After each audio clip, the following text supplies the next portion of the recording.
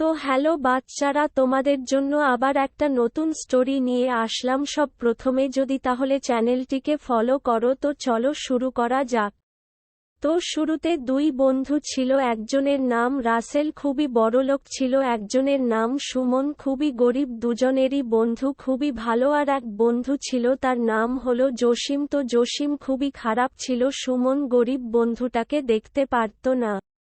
কিন্তু রাসেল মনে কোন অহংকার ছিল না, খুবই ভালোবাসত সুমনকে। বড়লোক গরিব দেখত না, কিন্তু জসিম রাসেলকে খুবই কথাঘাটি করত যে তোর বন্ধু সুমন তোর টাকা খেয়ে ভালোবাসে, তাই বলে বলতো।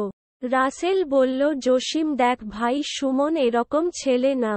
আমি ওকে ছোটবেলা থেকে চিনি, তুই যদি বলিস তাহলে তুই আমায় প্রমাণ দে যে ও আমার টাকাকে ভালোবাসে, তাই বেড়ায় আমার সাথে।